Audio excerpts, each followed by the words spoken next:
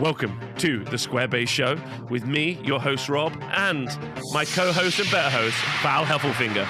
In today's show, we are going to be talking about all the things that no one is talking about, the secret techniques of the masters, and the things that you'll need to know to prepare yourself for the old world. Yes! Yeah. I timed it now. I know where we're at. I know when it ends. The first time you dropped it on me, I was like, when does it end? It was like the first 5 times. But you know what? That's why we've been doing this for so long. Well, also, I love that. I will never give you that music. It's like, no, you can't ever do the show without me. Never. You'll never find it, Rob. I don't need it. That music was bought in a humble bundle of copyright-free materials.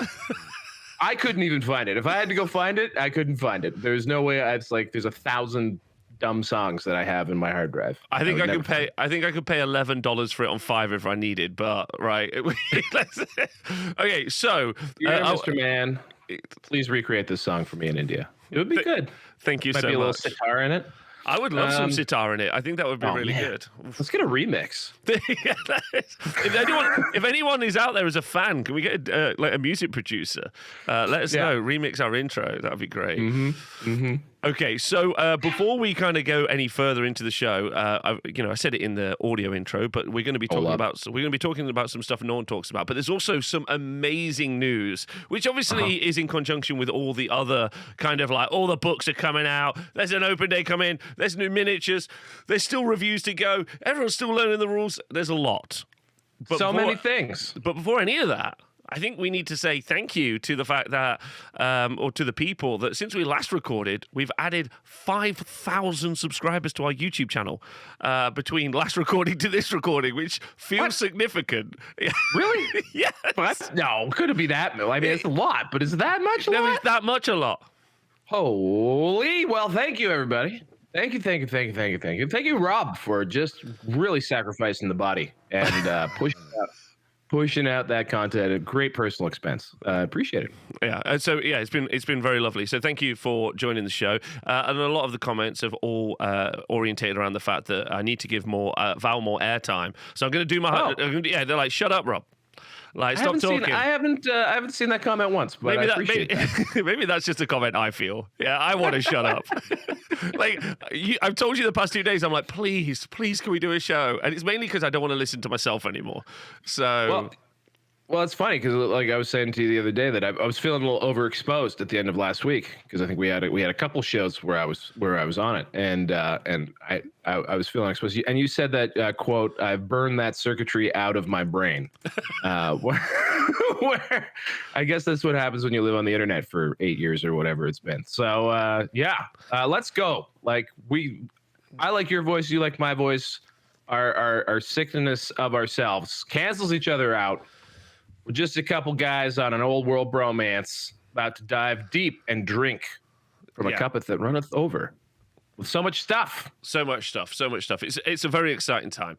I think maybe I'm going to quickly catch up with you, broadcast, because this is a broadcast and it will always be. Yeah. So catch up with you between last week and this week in the absolute deluge of information. Have you been hobbying? Have you put some army lists together? Have you, what have you been doing? I wanted to show off that I cleaned up my room, which was actually so critical. Everyone knows about the Squarebase GT, an outstanding farewell to 8th edition event held at the end of November. And I supplied 5 of the 28 armies, and they all sat in the exact same place I dropped them until about 4 days ago. Okay. So I don't know about you, but when my personal space is completely fucked, I struggle, and basically I would walk in, and even when I wasn't on the show, I would just green screen my personal space out of existence and just not look behind me. And I spent some good time, I think, on Friday, just finally sorting things out, putting things back on shelves, which allowed me to hold all of the delightful minis that I have and look at stuff, and you just immediately get so much more excited, and everything's more accessible now. Really turned around my whole attitude about stuff. I actually feel feel a little more keen to actually do something rather than just talk about it. You know. So people are going to feel some guilt and shame at hearing that, and I understand. Why? I've been because there's going to be some people who are sat in that situation. Yeah, like right now. There's hope. Is what I'm saying. There's hope. Exactly. So like, yeah, like don't feel the pressure of people like telling you, but if you can get around to it, if you can face it today, tomorrow, sometime this week, yeah, clean up your area a little bit, and you'll feel You're gonna find all kinds of things you didn't even know you had. Like, look at this. I spent like $50 Patreon dollars on this dumb crown. Totally forgot about it. Speaking of which, please support us on Patreon. It wasn't 50. Thank you to everyone who has. That's very kind, very, very kind. Right, okay, so yes, you've been cleaning up the casita, and then you've been prepping. We've talked about you and me trying to get some games in over the next few weeks. We're going to do a bit of TTS. So if no one knows what that is, Tabletop Simulator is a very cheap game you can get on Steam, and then normally there are modifications for playing every pretty much type of tabletop game, a board game. A lot of game companies actually use Tabletop Simulator to like do early access playtesting. It's a great little space. Like Root.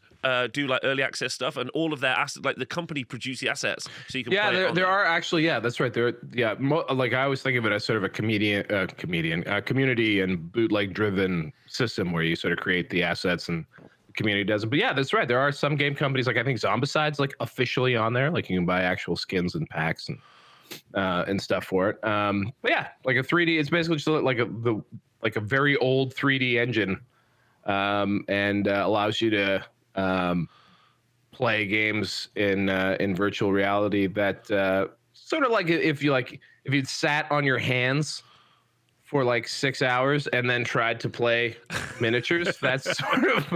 That's sort of what the experience is like at first, but it gets better. It does get better. It's not an experience actually like many people know that I do a lot of Age of Sigmar, and there's a really big Age of Sigmar scene that use TTS like to practice, and a lot of the teams do that, especially like America, example, Canada as well. Their national teams use TTS to practice a lot because they can communicate instead of traveling hours and days.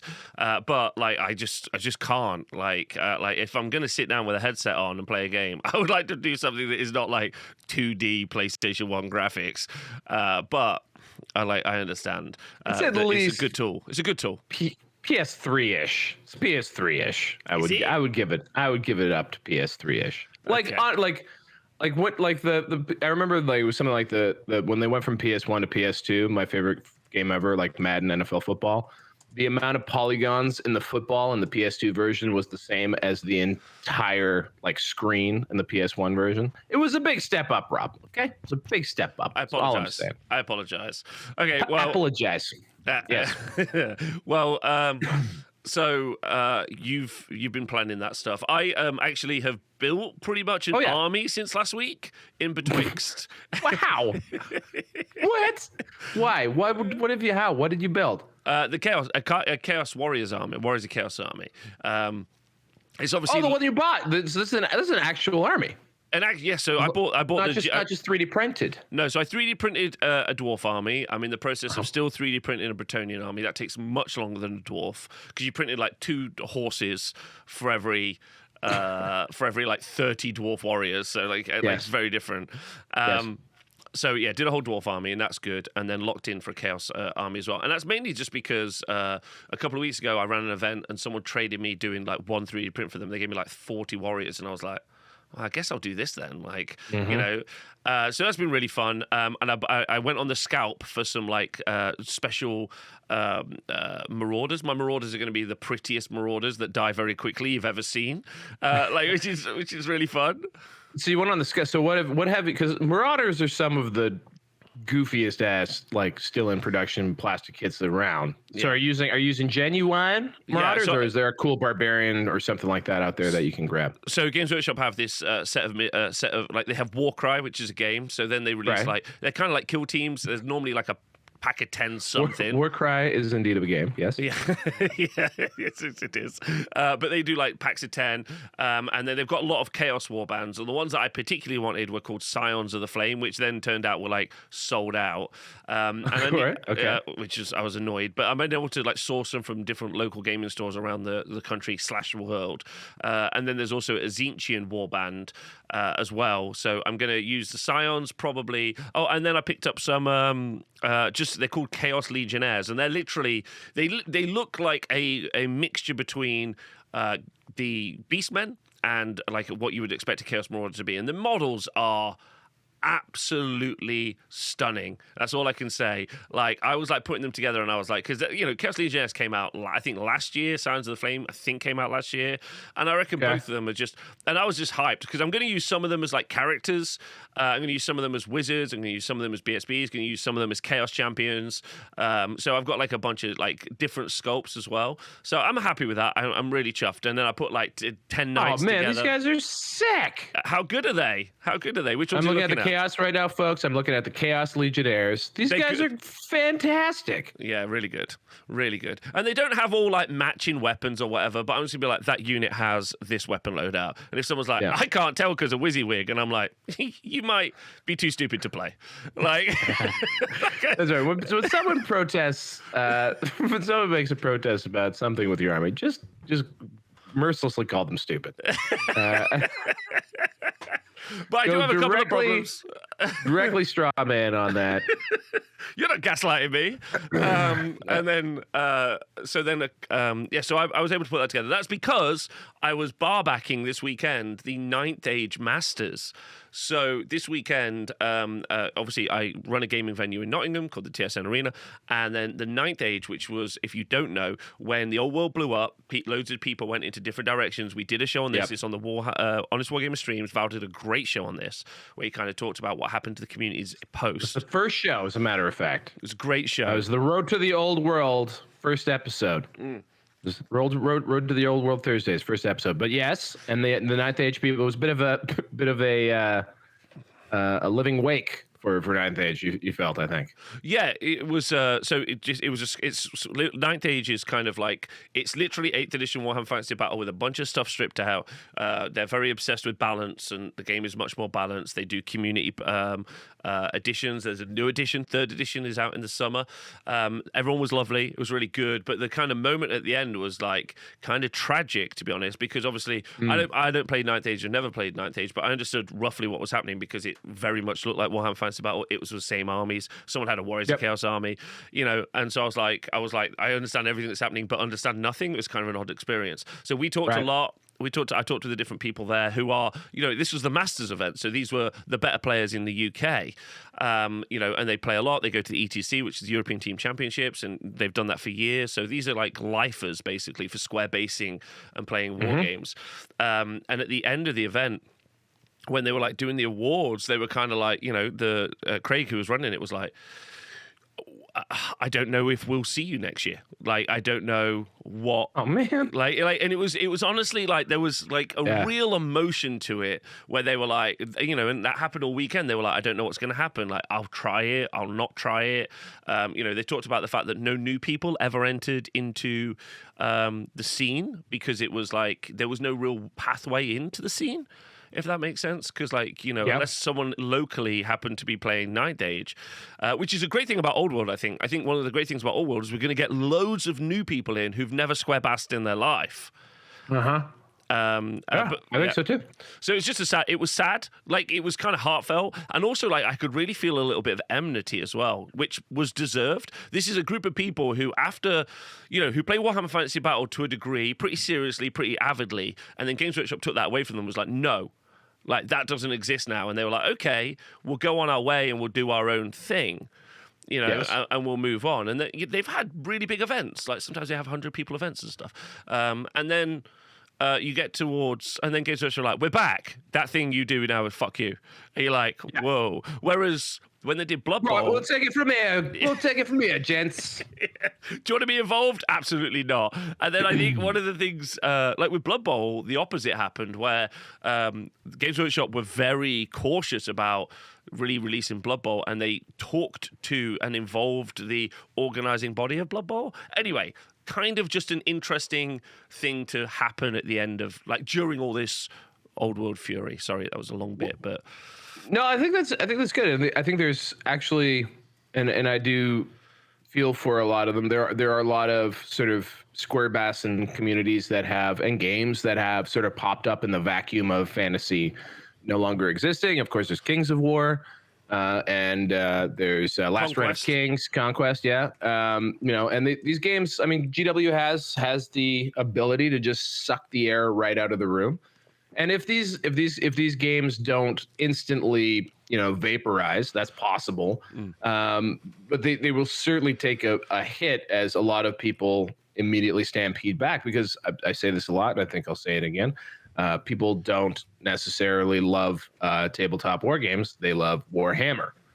As a general statement, Warhammer is almost a monopoly on tabletop wargaming in the way you can see it in GW's behavior. And that's absurd to say, because obviously there's so many other games out there that you can play. But I just think the brand, the lore, the background, the retail support, all that stuff of Warhammer just makes it a very, very strong force when it enters an area. And you've seen basically since 2017, when GW sort of came out of, or 2016-17, when GW came out of the ivory tower and started re-engaging with specialist games, starting with Blood Bowl, and re-engaging with 40K and all of its core properties. A lot of games that are sort of sprung up and filled a lot of the gaps that GW wasn't in just started to dwindle a bit. So it is a bummer, especially if you really, really love that game or that scene. By all means, try and keep it alive, keep playing. But I suspect, at the very least, a good chunk of the core player group will go to the thing that a lot of people will stampede towards, which is the old world. So also one of my friends, nothing to celebrate there. That's a bit of a bummer. One of my friends also made what I think was an excellent point, because I think I'm going to put a team event on at the TSN Arena. A couple of my friends who are in Age of Sigmar teams like, Rob, do a team event. I really want to do a team event. I was like, yeah, okay, we'll put one in the schedule. So I booked one in. And then my other friend, who's a bit of an old world maestro already, could be a playtester, who knows? Who knows? And he just wrote back, Rob, no one's going to come. And I was like, why? He's like, they're going to play it once, realize it's incredibly hard, and then they're going to come back. And I was like, you of little faith. Ye of little faith. No. We do this thing not because it is easy, but because it is hard. Because it is hard. Right, okay, so let's kind of catch up with the news, because there's also some news to talk through, which is, I think, stunning and brave. So let's do that. Okay, so yeah, so the Old World Almanac. Right, so yeah, we got the Old World Almanac. I've messed up the aspect ratio. That's me. Okay, so this new Bretonian Lord was sculpted in 2008. There was an announcement yesterday. Right, okay. The first wave of Warhammer the Old World is out for real this Saturday. A glittering Bretonian host arrayed against the remorseless undead legions of Khemri. But these aren't the only soldiers, knights, constructs, or nobles coming to the two sides. There are many more classics returning, some of them in their original forms. Others as remasters, and select few coming as on a made-to-order basis. There are even a few new models coming out, but one of these had a longer history than you might expect. In fact, this Bretonian Lord on foot and his little helper were actually sculpted in 2008, but never released until now. Okay. I want to know what everyone's got to say. YouTube comments, tell me what to say. Twitch chat. I don't want to say what I want to say because it's mean. And but I mean, some things you could just sort of see, like for those of you maybe who are a bit younger and joining us and being Squarebase, maybe you're thinking, what was it like to be in 2008? Well, the answer is tortured. Okay, there was a crisis on.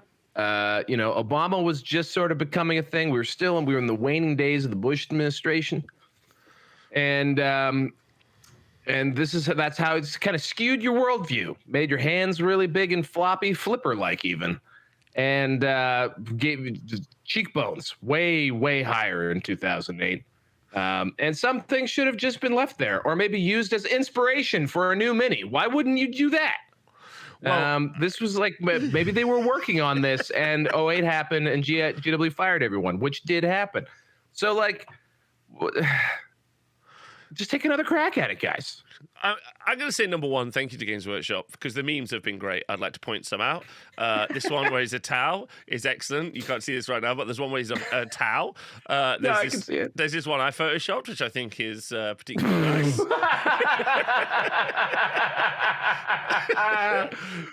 Who is that person? Who is that person? That is so bang on. What is that person's name? I can't remember. There was this one, which I thought was great, where they had a helmet, and then, but like, they're like, "Hey, my lord, why do you always wear that helmet?" Like, yeah, keep it on. This is a disaster. Anyway, I think there's a couple of things to say about this. I'd like to be really fair to the sculptor, because I reckon, it's not. I reckon the sculptor's been burnt here. Let's assume. I reckon that this is something along the lines of a sculptor applied for a job. They did a sculpt as kind of like, hey, this is what I'm doing, and then they were like, this is good. Definitely, there's room for improvement, but we can train you up, and like, that's a great start. Stick that in a box. Yeah. We're not going to obviously release that. Don't worry, no one's going to see this. It's okay. You're just learning. It's a safe space. Yeah, and imagine if 15 years later, then someone was like, no, I'll release that, and then like some of your earliest work, like some of your earliest podcast, like my earliest podcast, the audio was terrible. Right. And so I would be ashamed if people were like, if someone was like, I'm just going to show that now. And I'm like, oh, God, please don't. So, yeah, it's pretty, I reckon that's a pretty rough experience. But this is where it gets even better. If you don't mind me going a little deep on this. This awesome model, that's doing a lot of work there, was made in 2008, explains Old World lead Rob. So he's the boss. Okay.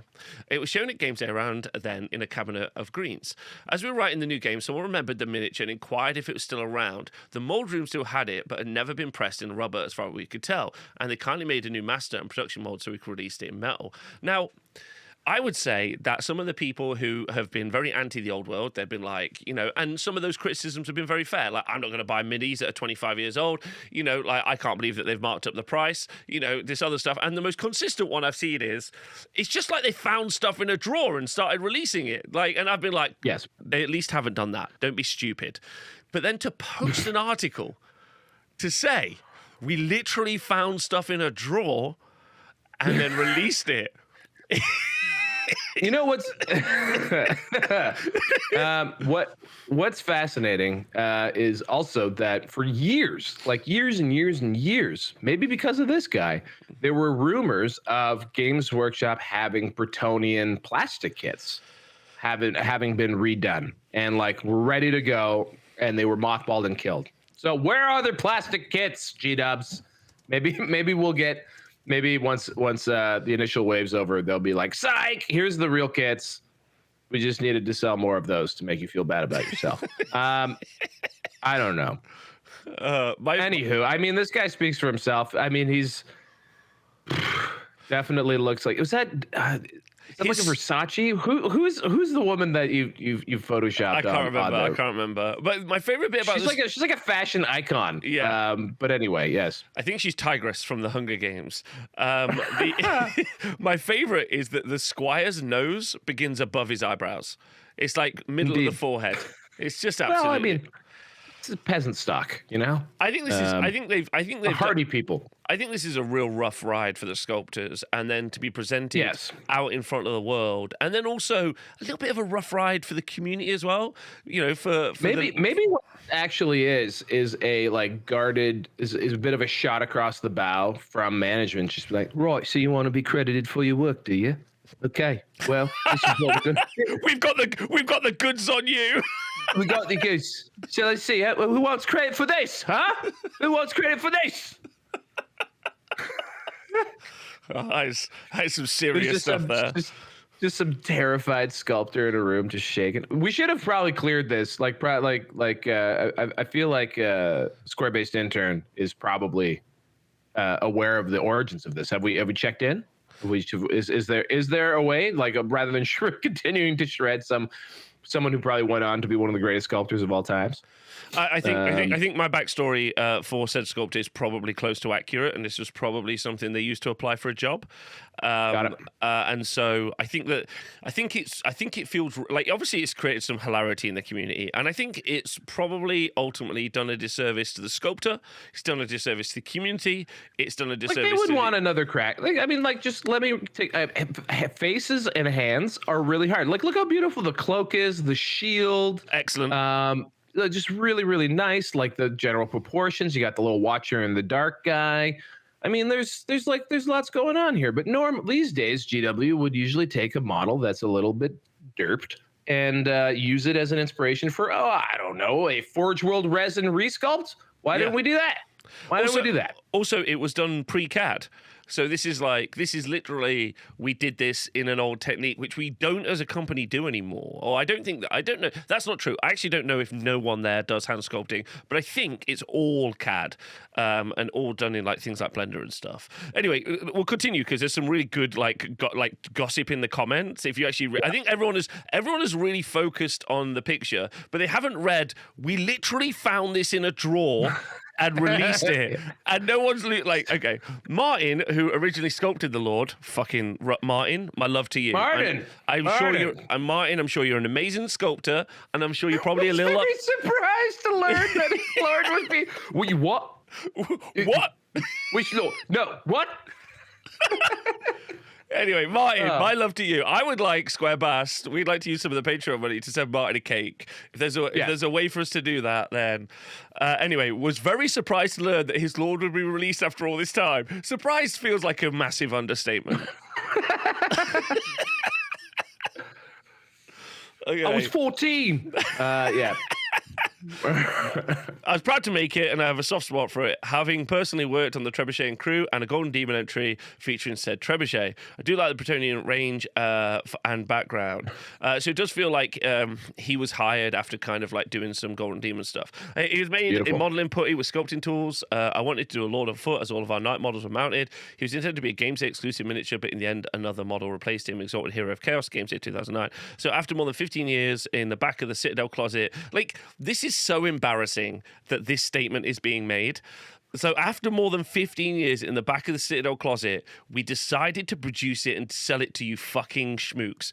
Hold on. Aside from the fact that, again, it was probably a draft or a work in progress. For example, we see immediately, same era, another piece of output from this sculptor for a pretty classic Games Day mini. I remember this guy for sure. It's cool to take stuff out of the archives and here's some secret stuff we were sitting on. It is kind of neat. I don't think the Beatles keep releasing albums. I mean, this is kind of like I've been to hologram ABBA. Yeah, I agree. I feel like this could have been sculpted by John Lennon, who was not a miniature sculptor. But anyway, okay, okay, cool. All right, what else poor Martin, I'm so sorry. Although, yeah. Love to Martin. Obviously I can't sculpt that. Again, it's mostly the flipper hands that give me, they just kind of make my, a little unsettling to me. Unsettling. I think the idea is I agree with you. And I think there'll be some older Hammer people who'll be like, Rob, I love the old Hammer stuff. And I'm like, I understand that. I do. I just think this early into a release, if 6 months down the line, year down the line, you were like, yo, we're going to do an old Hammer release of stuff for the old world as well. But, kind of jumping off the back of my conversation Ninth Age earlier, I definitely feel all the people returning to the hobby who were into it when they were younger or returning or welcome, super happy to have you here. That's great. But I was thinking there's a bunch of new people, and I think a bunch of new people are going to be like, what the, which makes for great conversations as well. They walk into a room and they're like, this obviously sucks. And then all the old Hammer people's like, you don't even know what sucks. Let me show you this mini. Like, it's a good chat. I don't know. Anyway, and while there might not be, other unreleased models coming to Warhammer the Old World, he's far from the only rarity to return. Many factions will receive a few surprises in this vein. Can we not have a few surprises in this vein? Is that okay? Surprises, yes. This vein, no. Slightly different vein, please. Yeah, just go somewhere else. Pick another vein. Any other vein, really. And this isn't the only noble knight on foot mustering for the Kingdom of Bretonia. It's ready to release a new model in metal. Rob adds, the last was a warg attack. Anyway. But it's also in metal, which is even worse. Okay. So that's the kind of news, which I think has set the internet on fire a little bit. Everyone's had a great time with this, I think. But it was a good time. Good time. Okay. Do let us know what you think of the model in the comments. I personally would have just liked to have seen a resculpted Bretonian Lord, personally. Apparently there's a tidbit at the bottom. What was the tidbit at the bottom? Okay. Oh, like there's... Oh, no, yes, there is. Sorry, I should say this. Where is it? We also got some further exciting reveals this week. So this is at the bottom. Those lucky enough to attend the Warhammer the Old World launch event at Warhammer World in Nottingham, which I will be going to. So if anyone wants to come and meet up with one half of the Squarebast fandom, which is me, then I shall... you're going? Yeah, I've already booked tickets. I'm ready. Yeah. I'll be live. Oh, I won't be live. You're not allowed to record. Also, I'm dramatis personae. Like, no, not that. Like, non-communicado. So, like, I'll be watched like a hawk. Yeah, other people would be able to, like, sneak a couple of cheeky camera shots. Nothing. Oh, I see. I have to be best behavior. Just dress as, like, a very, like, discreet Skaven. Like, just go as a Skaven in a trench coat.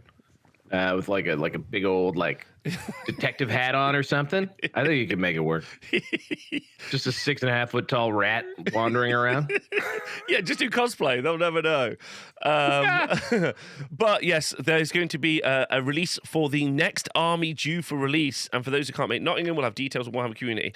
And we think it's dwarfs, because obviously we've already seen dwarf dice. Yeah. So we've seen dwarf dice. Yeah. So I think the dwarf dice has kind of maybe pushed their hand.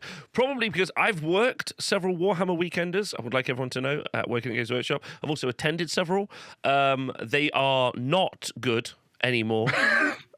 Because, well, back in the day, so the way that they used to work is you had all the creatives, literally, and then you would go over to the Forge World store, and then, you know, you'd have someone there explaining the minis they're sculpted, what they're working on. You go to the Middle Earth store, they'd be explaining what they're working on. You know, they'd be like, this is how I did it. They'll show you, like, you know, some fold outs and some other stuff. It's great. But creatives are no longer allowed to work at those events, which is obviously... Is that true for SDS as well? True for SDS as well. Yeah, so like as the Heresy Weekender, it's corporate Games Workshop, isn't it? They are terrible. I'll never shy away from that.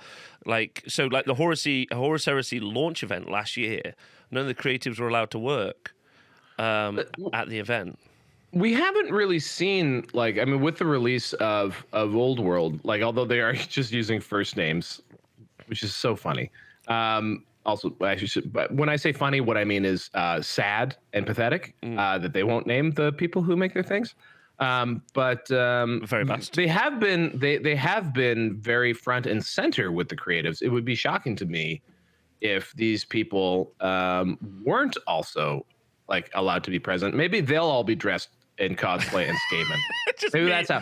Maybe they'll just be like a giant, like GW mascot. You don't realize that it's actually JTY in there. Like he's like a Games Workshop logo. I'm like, hi kids, welcome to Games Workshop. And like that's how you get to meet the creatives. They're just in big stuffy costumes. That's my theory. It's a huge shame, but there is going to be. We know several of the influencers are going to be there, which is kind of such a weird flex, right? Like, they have an outside external influencer. So we know the mini wargaming people will be there. And they will be, like, showcased around, and they're running events and doing stalls and stuff. And then you go over to... Like, and I'm like, but I can't meet an actual... And it's obviously to suppress their wages and suppress their, suppress their interaction with the community. Like, if they were to build up a name, then they may potentially... they literally do not want... Because what happens when you get really good at your job and demonstrate an ability to generate profit and revenue as from your labor, sometimes you realize, hey, maybe it would be worthwhile for them to pay me more, so that way I'm satisfied and able to stay at the company I love and have dedicated a large part of my life at. And to which they say, absolutely not. We're not going to do that. Get stuffed. And then those people then can go out and they can, because they have built up a name around themselves and a brand, looking at Duncan Rhodes, various other rogues as well. But those people didn't leave categorically. They wanted to. They wanted to stay. They wanted to stay. They were abused in their positions of work to the point where they felt uncomfortable to stay. Let's just be clear. So like it's it's unfortunate. Like anyway, like I don't want to. Even if it was just straight economics, those are people who clearly were worthwhile people who are passionate, excellent ambassadors of the brand, and who could have stayed if working conditions were improved, and that includes compensation. And instead they left. And the way GW has responded to this is not to be look in the mirror and say, why are we losing our top tier talent? And let's fix those problems. Instead, they said, the reason we're losing our top tier talent is because they're not team players. So we got to make it so no one establishes a name above the brand. And that's just like literally psychotic stuff and really sad. So yeah, sorry to bum everyone out. Like in what is normally a fun, upbeat. But you know, I'll be there. I'm gonna go say hello. I'm gonna go see what the army is. I'm gonna try and bomb around. I'm not gonna cause a ruck. I'm just gonna go have a nice time. Try and find some other people who are excited. So if you are gonna go to Warhammer Open Day and you like to say hi, we'll do some square bassing. Bring your favorite square base. I'll sign it. Imagine signing a square base. That was so funny. Just bring a pizza box. Bring a big spray painted pizza box, black, and Rob will have like a gold Sharpie and we'll just sign that. Anyway, but I'm go on. I like that the only like GW personalities allowed to be front and center at them are former GW personalities. That's fantastic. Go and have a great time. I'm so happy that you're going. Maybe you'll play a little bit of Full Tilt. Play a little jousting game, perhaps. Listen, I can't tell you how actually. It's been a while. I went to Warhammer Fest last year. It was terrible. There was nothing to do. Sorry, that's the other thing I should say is because there's no creatives there. They never have anything to do. Like there's nothing to do. And if there is something to do, like there is going to be a full tilt table, the queue will be 4 hours. So. Look, the Mountain's going to be there. Steve from Mini Wargaming, he's going to be there running a mega battle or something. So, you know, I'm sure at least 24 people will get to do that. Anyway, let's stop pooping on stuff. Let's get back on the positivity train, because there's still lots of cool stuff that these awesome creatives have created for us, including you, Martin. I'm still feeling bad. I got to be bashed about this. I don't like ridiculing Martin's like green stuff mini. So I want to move on and let's shower some praise on the incredible output of these creatives. Let's shout out Martin. Like, let's get some YouTube comments for Martin. Let's get some love for Martin. Loads of love to Martin. That's what I say. Let's find out what else Martin has done and prove once and for all what an amazing sculptor he blossomed into. Yeah. All right, so the main point of today's show, to kind of get us there, and I am worried about time now that I may have kept you, is that there's obviously been a lot of content been put out there by a bunch of content creators. Well done, everyone, at smashing it. Everyone like keeping the hype up. Not the old world's already dead. Not you suck. Fuck off. Yeah, kiss my ass, goes. Yeah, you suck. So there's been also stole my bit. I don't like that they stole my bit. So there's been loads of stuff. Valve's been consuming some of it. I've been deep in the content mines myself, so I haven't really had time to poke my head up and look at stuff, which has been a bit of a shame. But what has been happening is there's been a lot of conversations around the game, and Valve's put together kind of like a little deck for some kind of like sneaky points that we haven't yet covered, or we don't think has been covered enough, or that are important. So we're going to go through those now, which is very fun. Yeah. So I'm really looking forward to this. So we're going to start off straight from the top. Our first slide for everybody. We have a deck? There's a presentation? There's a presentation. I put it out there. You did this. You've done it. This is great. So kick us off. Excellent. Kick us off with the first point. What are you thinking? What's been going on? And also, like, do you want to talk about the stuff you have been consuming or any of that first? Well, okay, actually, yeah. So I'm going to do a bold shout out, Rob. I don't know how you're going to feel about this, but there are some excellent content creators out there right now slaying it. And I'm going to name and shame. One, new audio only podcast. Three of my favorite homies, edited even by one of my favorite homies. I've already made fun of the name, so I'm just going to say it. It's called That Old World Charm, starring former co-host of the 40K Adjacent Show, Peter the Falcon Colosimo, current voice of Warhammer 40,000, Adam Calamari, and one of my delightful co-hosts on Grim After Dark, Danny McDevitt. The three of them are doing basically a review show. I listened to their first episode. Those are three guys you want to hear after you've listened to us. You want to listen to them. I really do want to say that because there was a bit of FOMO when they announced that they wanted to do this, really bizarrely in a chat. They're also all hooked up guys, so like they have early access to everything, so that's nice. So I'll be going to them for some early takes to steal and use on this show all the time. Is it true that is it true that the entire podcast they're wearing chaps and cowboy hats? Like, yes, it's whatever old world charm might mean to you. It's a bit of a Rorschach test of a name. Don't know. I guess down at the Art of War, they don't really they don't focus group things. They just go with it. They're very gut driven.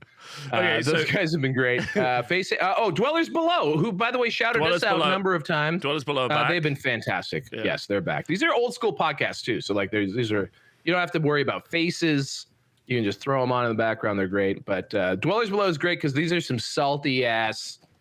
And by salty, I just mean old, like 8th ed, 6th ed, like fantasy players that had a really great podcast from Australia, and they're back. I remember when I was looking for fantasy content when I got into 8th, Dwellers Below came up all the time, and they pivoted, I think, briefly to AOS before abandoning ship in 2019. So they've just turned on their feet again. Their last was like their previous episode before their return episode was 2019, which is amazing. I'm going to shout out. That's it. Can I shout out someone? I haven't yet. Yeah. I haven't consumed their content, so like it seems a bit of an odd shout out to do. But Lord Bloxel has. Well, I'm just going to shout him out because I know he's making a bunch of stuff now, but also tries really hard with his content. Puts a lot of effort in, like some actual focus. He's not just reading a book.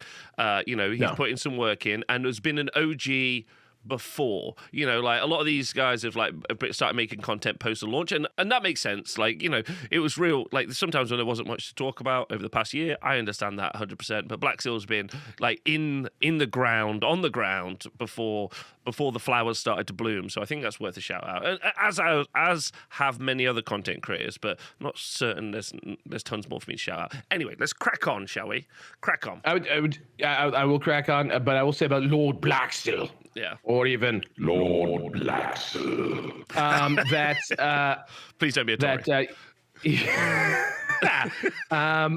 not the most square, not the most bass, perhaps, but who knows? We're just projecting. No, he was like kind of like me. He got into fantasy after he was dead. Came back to it really. Like he played when he was a kid. He is staunchly not doing stuff like reviewing reviewed content like we are.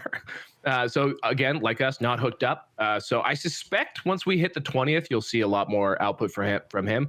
But his speculation, as far as like the way he's been sort of contemplating the almanac releases and leaks and stuff, I think he's been very spot on with his views on like the way mechanics might be impacted. He's got some really, really great, well thought out takes. So I think that's a great shout out. However, he is super fucking weird off the top.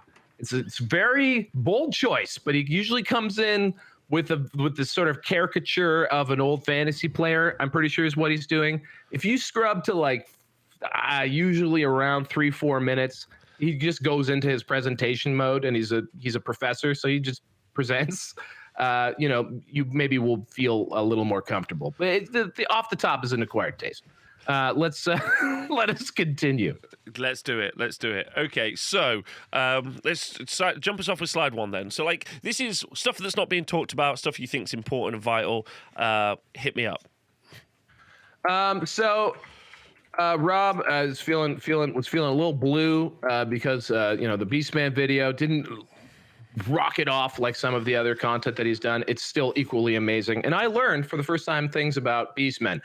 But before there was a Forgotten Beastmen overview, there was the first ever edited content posted to this channel, and that was how to win at Warhammer. And Rob, before anyone knew anything about anything, was saying kill points are important to think about because they are the win condition of all missions that are present in the rule book.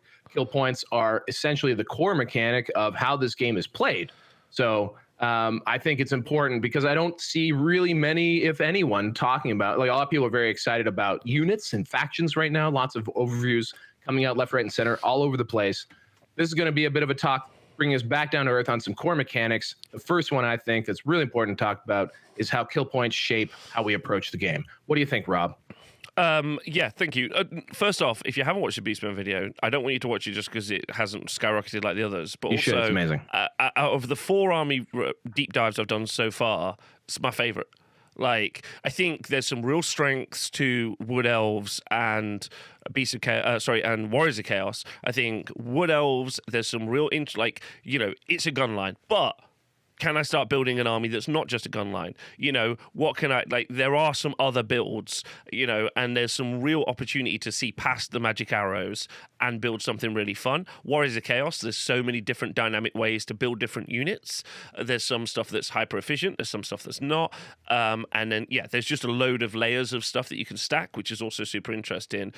Empire, which is my video that's going up tomorrow, is actually, in my opinion, the most dull of all of them. And I apologize, kind of like the rules. Like, there's some interesting stuff. There's steam tanks, as an example, and demogryphs are very, very good. But Beastmen is far and away so far the most dynamic army book, and also the most. I want to play the old world. I'm not an event gamer. Like, even though I think you should go to events and have a good time, but I want to go, once a week, once a month, whatever. I want to go down my local store, play my friend, and I want to have the most hilarious game. Beastman is your book. So far, out of all the books so far, the stuff you can do with that book is hilarious. Like, some of it's very, very good, and then some of it's just like, I'm going to have an amazing time. And there's a lot of, and I got to shout out the rules writers right now. There's some incredibly innovative or layered and stacked rules for some amazing storytelling. Like, it doesn't even have to, it's impactful, but it's not like grossly impactful, but it's funny. Like, and giants are great. like it is I mean, just all of the monsters you go over, they seem like a tremendous amount of fun. Each one of the variations on gores. And basically, everything's named Gore. And I just shout out to Rob for being able to say Gore in 50 different versions. And it's wild. But no, I mean, also I really do love the fact that because these are like Goat Boy surging out of the forest, at you. I do really like how that feels like that's been captured, like the nature of them being able to just come at you from very varying directions and things like that. It seems like it could be a really fun list. Well, this also ties into the kill points conversation, right? Because a lot of people are like, ambushing. They're like, you're not going to have any impact in the game because you're going to ambush. You might not turn up. There are ways to mitigate that. There's a chance for a reroll from turn 2 onwards with the Gore Chieftain. But if your points aren't on the board, they can't shoot your points off. Can't be killed. Can't be killed. That's already an incredibly strong mechanic. There's some really interesting stuff, really dynamic. Anyway, I just want to shout that out. But the how to kill things or kill points, there's loads of factors in here. There's how can I make the killiest thing? And you're like, okay, I'm going to do that. And I talked about that. Let's do Minotaurs. Yeah? Let's stack Minotaurs up. Let's put a Doom Ball in there. Let's give them a Frenzy banner. Let's absolutely make these guys psychos that are going to ruin stuff. You're like, okay, cool. Can they survive a hit back? Not really. Not really. And that's kind of okay. That's a War Dancer situation as well from Wood Elves. Same situation. Yeah. It's kind of a situation that you're going to get with Chaos Spawn, which I think are really fun as well. There's some really good units in the game which are going to do a lot of output, but then are they going to be able to survive being hit back? Just a great question. So like kill point, so kill points are super fascinating. So can you kill? Can you be defensive? Then if you can be super defensive and super killy, now can you just spend 30 points on a unit to redirect that unit? That's like like, and I was speaking with my friend Jacob yesterday, and he was saying like, yeah, I can build the most insane Chaos Dragon Lord, and I was like, yeah, you can. And he's like 800 points. He's like, yeah. And he's like, you're probably never going to kill those 800 points. I'm like, I know. So will they do 800 points with the damage back? Yes or no? But also that's 800 points that's kind of safe. It's a. I mean, if that chaos, so this is an interesting thing, right? Like, so this is where I think in a lot of previous games that are kill point heavy, you get into the concept of Death Stars. So the reason why you start skewing towards Death Stars is you want a unit that has layered rule upon rule upon rule, which is going to really oftentimes increase first and foremost their resiliency. Because if you have 1,000 points of your army in a single unit, that is basically an impossible nut to crack.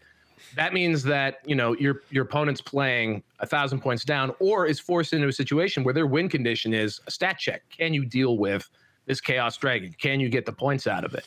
And if the answer is in fact no, I can't, then it becomes much easier for that Death Star army to win. However, if the meta swings to Death Stars, like a Chaos Lord on Dragon, then, from a kill points perspective, you have to start thinking, okay, can I pass that stat check? What tools do I have to crack and take down a lunatic on a double-headed dragon? Well, then, but there's like another factor, and I think the community will be very divided on kill points, especially people returning and playing other game systems. So, a couple of things.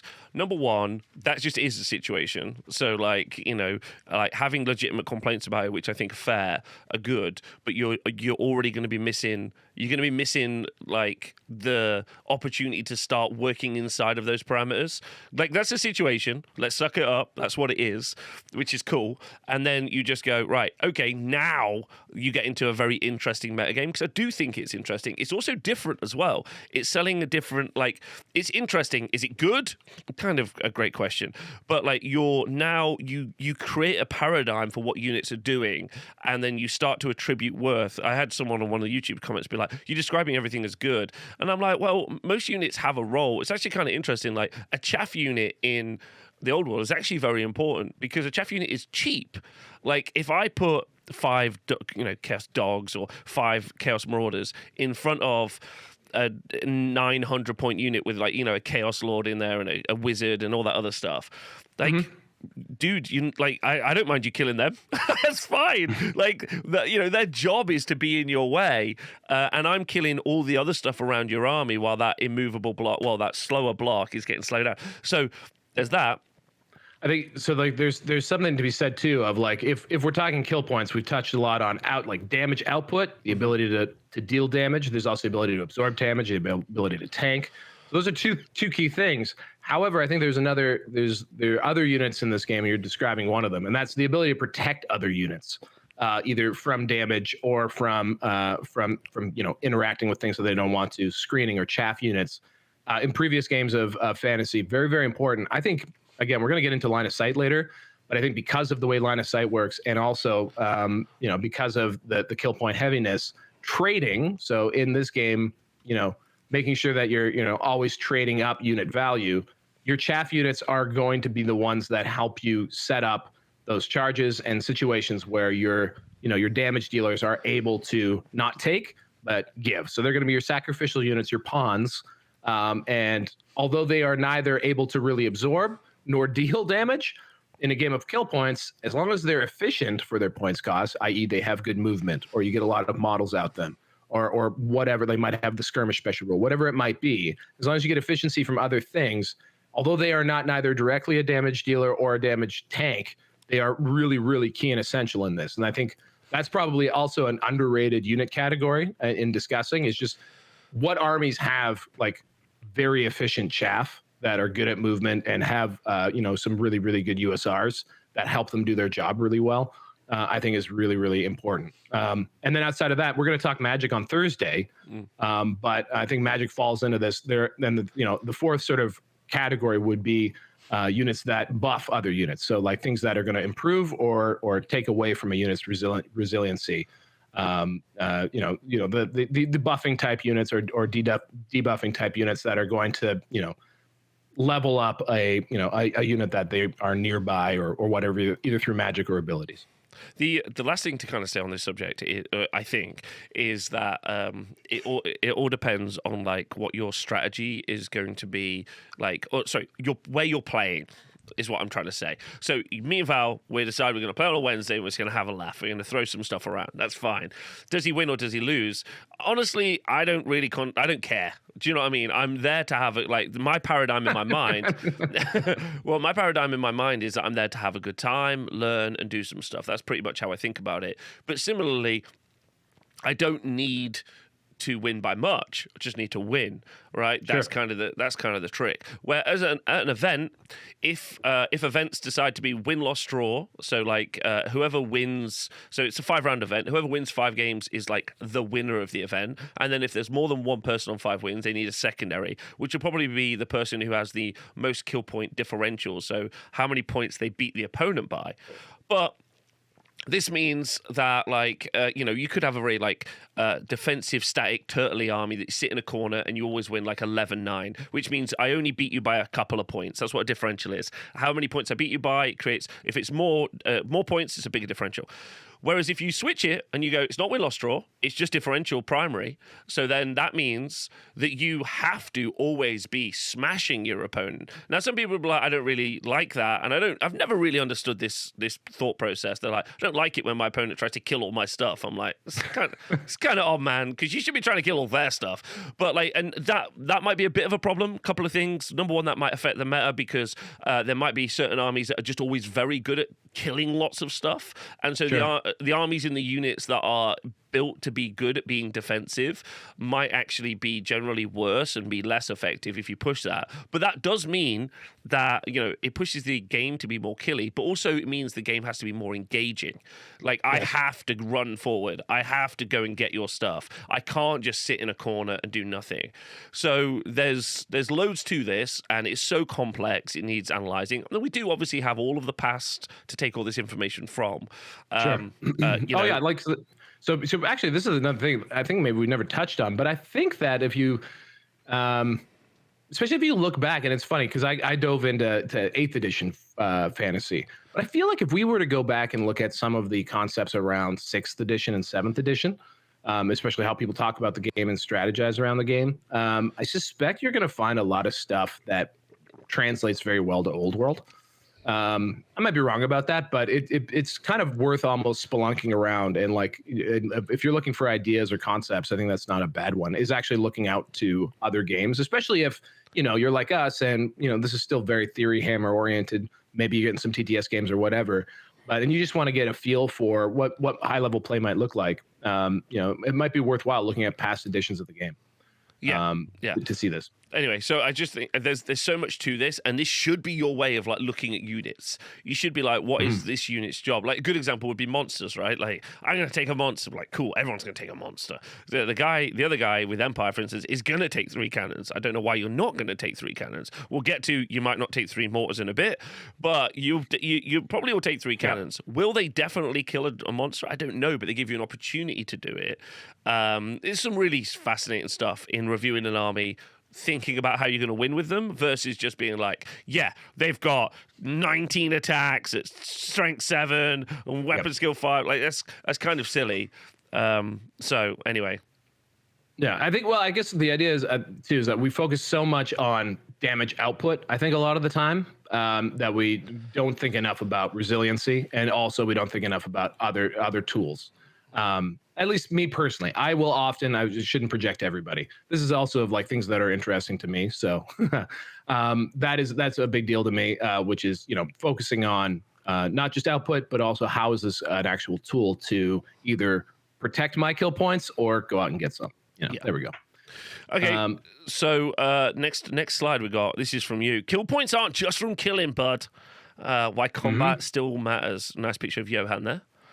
Hey, Johan. Yeah, I want to get Johan in here. So I think a couple things that, first of all, there's the first most jarring thing about Warhammer Fantasy when you start playing it versus, say, a 40K or an AOS is 100% declaring charges before you do anything else. That is just going to melt your brain.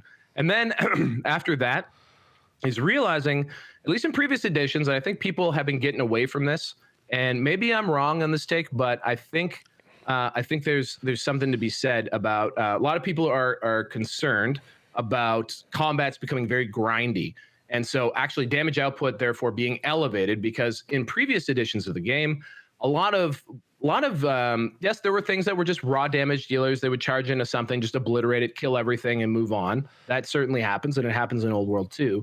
But for the most part, what would happen is you would have 2 units that would engage in combat, and one would eventually break and run from that combat, and they would be chased down. So like if you break from combat and you flee, and then your pursuers, roll more than you roll to run away, you are caught and you're run down and killed. The unit is killed. And so that could happen in situations where which is what generates kill points. Sorry, we haven't really said this. Like you kill a unit, you get that many points, pretty much, but not quite. We'll talk about that in a bit. That is essentially the case. Although to touch on the kill point conversation, even in like, no, I'm not going to ADHD it. We're going to stay on this track. Yeah, come on, you got this, bud. But so like essentially a lot of damage dealing really came from the results of combat, and it wasn't about you actually killing every single wound. In a lot of cases, it was about you breaking a unit and running it down, or breaking a unit and then fleeing also allowed you to get kill points if the game ended and a unit was broken. So it wasn't always about there's 40 wounds in this unit, I got to deal 40 unsaved wounds to this unit. It was also about how do I make this thing break and run away. In Old World, there are two. There's a new wrinkle to how essentially how combats are resolved. And if you are the loser of combat, instead of it basically being either you pass your break check and you stay, or you fail your break check and you run, we now have 2 other possible outcomes. One is you are pushed back, so you lose and you basically pass all your checks. You are just pushed back, which means you basically move backwards 2 inches, and your opponent could decide to either follow up or not.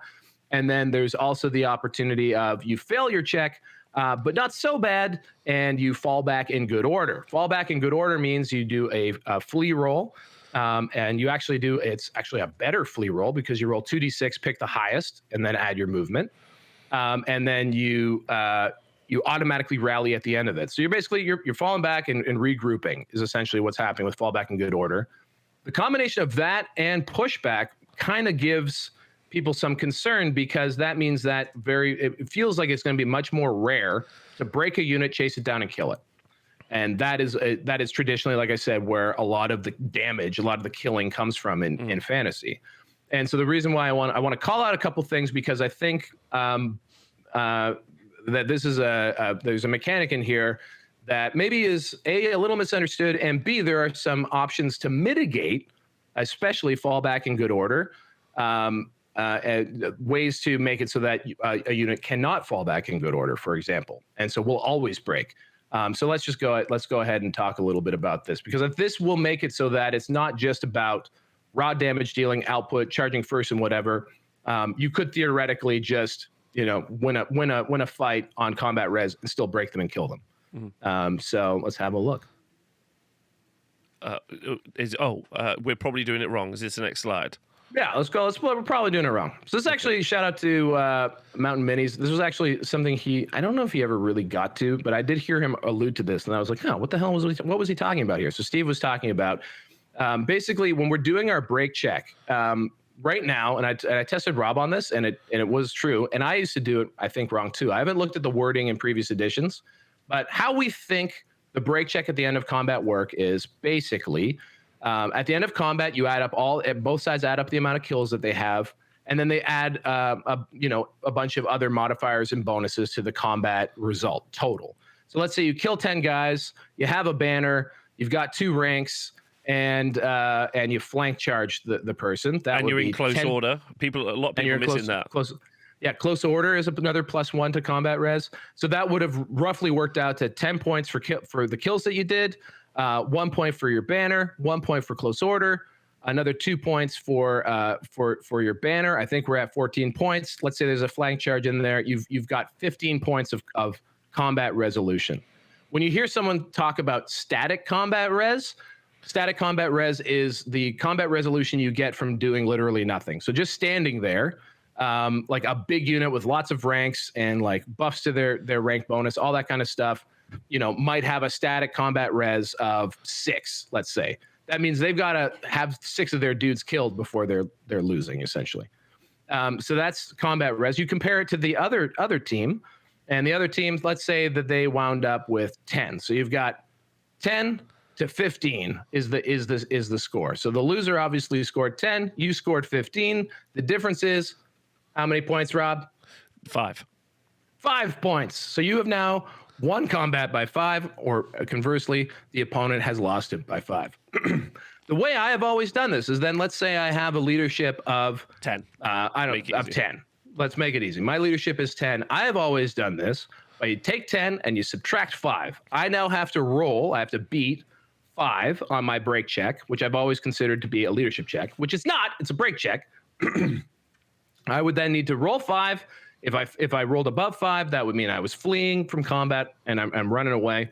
Or if I roll under 5, I pass it, I stick. That's the way it used to work.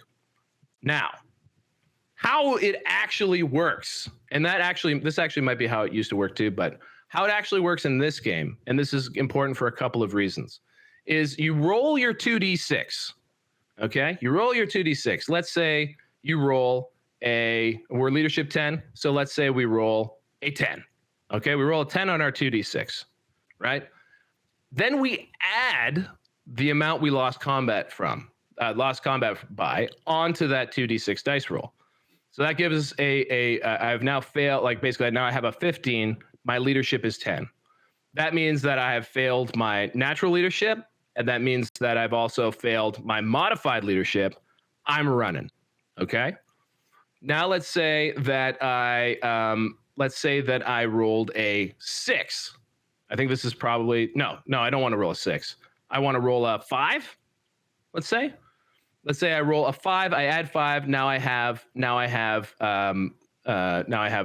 That means I'm passing everything. Essentially, what I'm trying to get at here is that the number that you roll on your break check is modified by combat, but the leadership number, that 10, is always going to be there, which means that you are able in combat to really change the math on things by I think your mic might be off. Are you trying to talk to me? Sorry, I was just saying unless you modify it, I think that's going to be Yes. the important thing. Because it's not off a static number and then you reduce and modify.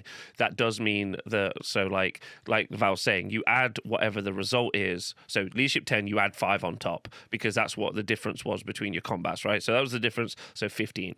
However, if you now start to modify their leadership down, and there are multiple ways to do this, and we'll talk more about this later, then that means that is a significant difference. And so similar until this conversation, well, not until this conversation, until a couple of days ago, I was in the same boat. I was like, oh, lots of units are going to stick around for a long time and aren't going to be run down. But actually, that's not true.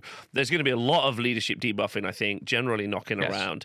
And then you're on a risky minus, most stuff is like leadership 9, right? So I've got leadership 9, and then I've got a re-roll on that. So as long as I roll that, my unit's not going to get run down and wiped out. Okay, if I have a way to reduce that by 2, then immediately that's a 7 re-rollable. And that's like a 65% chance, something like that, I think. But it starts to get really risky as soon as you modify that leadership. Really does. And it becomes real spicy. I think to summarize, because I got lost in my words, I'm so sorry, all listeners.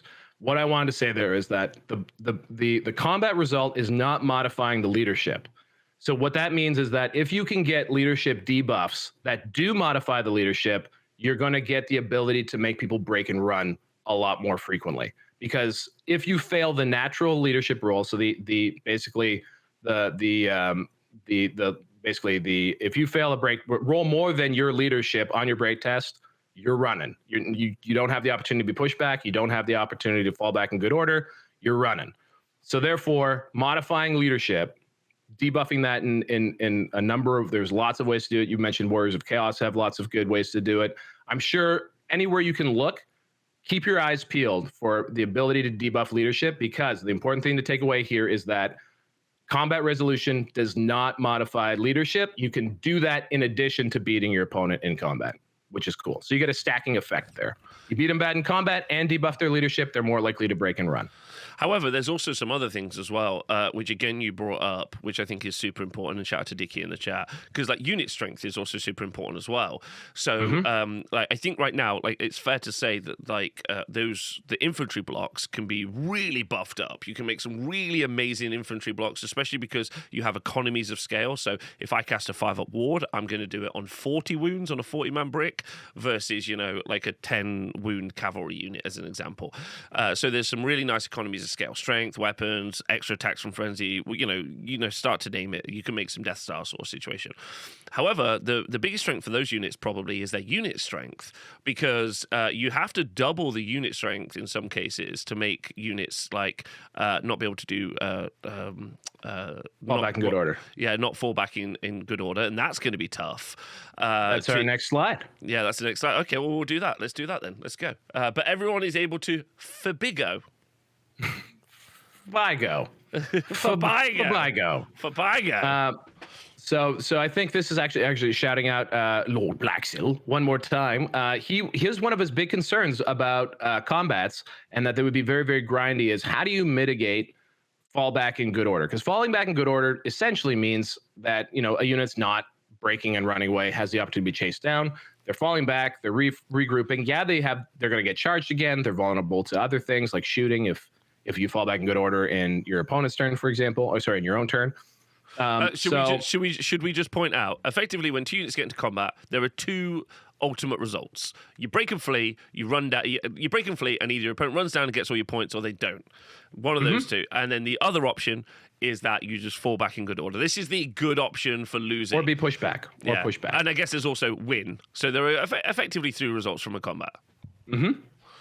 But fall back in good order and pushback are both basically, there's two different situations where when you pass your break check, there's if you pass on your, so if you've lost combat, but you pass on your modified leadership value. So that's the on your modified number. So that is to say you've rolled below your actual leadership with and without the results from combat. You can be pushed back, and that's just you move back 2 inches. Your opponent doesn't count as charging you if they follow up into you. You just basically move back 2 inches, and the combat just stays the same from there. Fall back in good order, like I said, this is a type of a flee maneuver, but you rally at the end and you reform, and like you turn back around to face your opponent, giving your opponent the opportunity to charge into you. But even still, you're not being chased down and losing all your points. There is the opportunity to live and fight another day. So it does, again, open up that situation where things might be very grindy. However, fall back in good order is something that can be mitigated by unit strength. And I think one thing that I noticed here that I don't know that I've seen a lot of is that unit strength is calculated per side. So if you charge into, and also in general, just so everyone knows, unit strength is basically a stat that every type, like a unit type, has. So infantry, for example, has a unit strength of 1. If you have 20 infantry, you multiply 20 by 1, your unit strength is 20, essentially is how it goes. Monstrous infantry have a unit strength of 3. So if you have 3 monstrous infantry, your unit strength is 9. Interestingly, things like a chariot have a unit strength of just base of 5. Which is what you need, for example, to charge into the side of someone and disrupt their ranks, which takes away their rank bonus.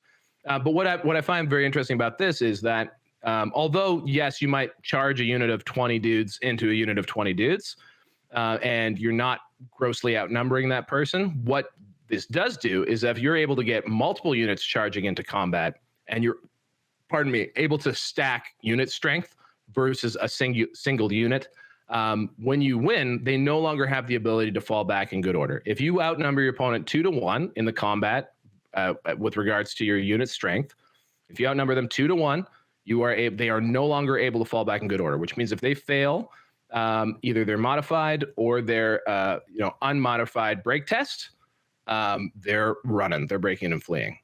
Which I think is really, really, really key to think about, especially when you're lining up your charges. What's my unit strength here is it possible to remove the opportunity for them to fall back in good order? Yeah, and I think also it's worth noting that I think one of the things when you start looking at the rules, you're like, oh my god, cavalry is always just going to be quick.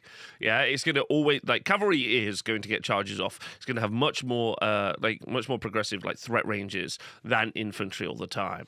But when it does get into those situations, it's not necessarily going to be able to do have the unit strength to really capitalize on those charges. There's some really nice stuff. I really like first charge because first charge really, if you don't know what first charge is, that means the first time that unit charges in the game, not just the first time they charge ever. It's the first time they charge in the game, that's it, and then the bonus is gone. Then they disrupt the enemy unit, meaning their rank bonus won't count. That's awesome because it means you don't want your heavy hitting cavalry unit to charge the chaff because you're wasting that first charge kind of buff. That's true. So it kind of while it is a great bonus, it means that you're going to try and charge the cavalry. Cavalry can do first turn charges or early game charges, but then you're actually no, I really need to be saving that for hitting their large blocks. But even when they do that, they don't necessarily have the unit strength to really force these things through, and it's really interesting. There's those couple of minutiae really start. I really like first charge. I think first charge is some real great game awareness in game design of the ability of movement to be more stronger. Give them a bonus for doing that well, and then immediately be but if there's 5 dudes in front of you, you don't want to charge, and they're like, oh my god, that is so correct. So it's pretty cool. It's really good game design, I think. Yeah, I think so too. And that also creates, again, looking back at kill points. So just having the damage dealers, because those, if they burn their first charge on clearing out some chaff, your counter chaff, the way that you actually get the blocking units out of the way for those damage dealers to work is a really key essential ingredient into how you design your army. Otherwise, you're going to blow a lot of important special rules like first charge on that.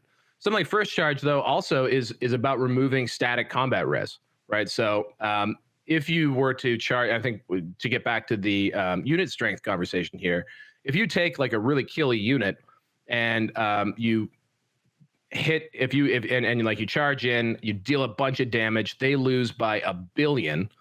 The issue there is if they have no unmodified leadership and they're just passing on their regular leadership value, then they can just fall back in good order because you don't have the unit strength to prevent that from happening. And there's a good chance that now you've blown your charge and you've used up your charge and that unit is not completely dead and they're just a little bit further away from you now and they've reformed and turned to face you. And you're standing there kind of open to either countercharge, being shot at, magic missiles, whatever. And although you've dealt a lot of damage, you haven't got the kill points and you're just sort of waiting to see what happens to your guys. They may not even, if the fallback in good order roll is super good, even though you have Swift Stride, when you're trying to chase down the fallback in good order move, you may not make it. You might botch that roll. You could just be your big swinging dick of a damage dealer could just be standing there. So you don't want to be in situations where a unit is able to take a hit and then fall back and your unit might be stuck in the wind. You want to make sure that if you're going in there, you have the ability to prevent them from falling back in good order if you can, or at least you want to think that way. Because the other thing I think that thinking about all of this combat res stuff makes important is as you're looking at rules and rules that give you buffs, for example, you might look past something that improves your unit strength. Maybe there's a banner or something that gives you better unit strength. You might look past something that just gives a -1 to leadership. Whereas those are actually, I think, really powerful mechanics for breaking and killing units. I think they're actually really, really might be gems in dealing stuff. Yeah, I think especially how they combo with other special rules, which we'll talk about in a bit. But yeah, and then there's so many other things to think about, which I think one of the first questions a lot of people have been. I've seen a lot of people online because a lot of people are building armies and other stuff, and then they're like, right, Rob, do I want my units to be 5 wide? And I'm like, wow, this is such an amazing question. 7 feels good for a bunch of different reasons, but it could be 8, might be 10. Yeah, it really, again, it's about how your army wants to play.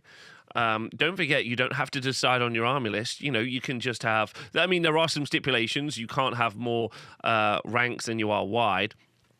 So, you know, like there is some mitigating factors.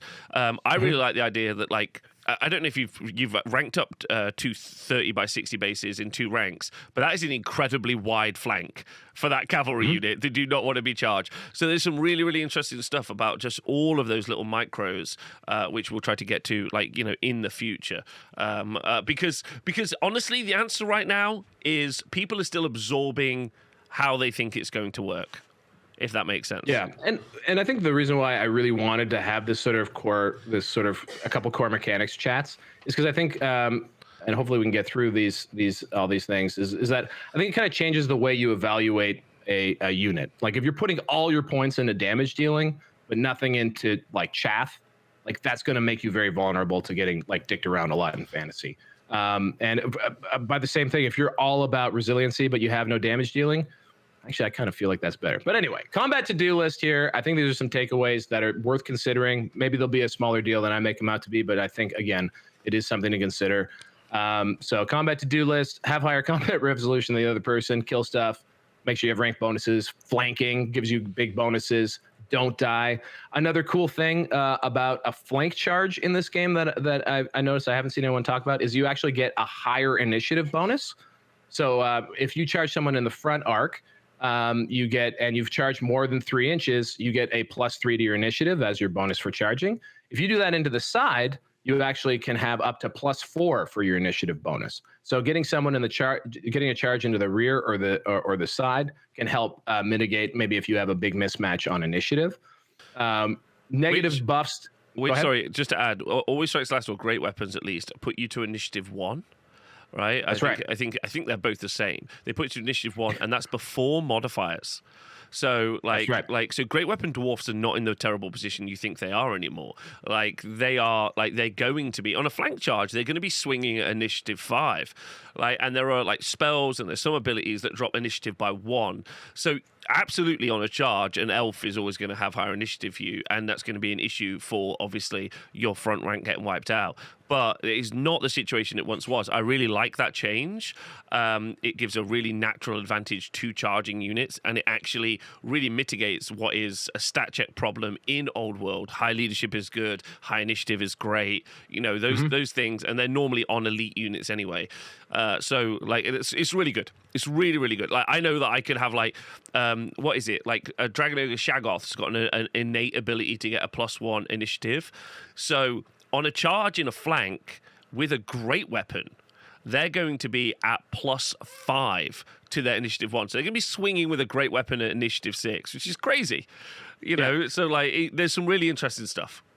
Yeah, and so that's something important. I think a big takeaway there is that always strikes last is not actually always strikes last. Like in a lot of other games, it means you strike last. In this game, it just means that you're before modifiers, you start at initiative 1. So whether that's through buffs from, again, I don't know, items, abilities, whatever, you're just starting at 1 and then adding your buffs as opposed to like when you're using a great weapon and you have always strikes last, or just have that as a keyword on you or a USR on you. So yeah, you're not always striking last, and there's a way to get around that, which means you're dealing massive strength attacks, perhaps first in the initiative step. But at first, which is honestly like scary. But you know what that does? Like that's my favorite thing. My favorite thing about all wargaming is me creating the condition. Does that make sense? So like I, chaffed up a unit and blocked it, and I moved where it was going to go, and then I got the charge in, and now I'm swinging with massive great weapons because I did all the movement. That's one of the beauties of this game, is that you are impacting the stats. It's not my numbers versus your numbers. It's my skill sets producing the number effect, and that's I love that. Let me eat that. I just want to eat that up.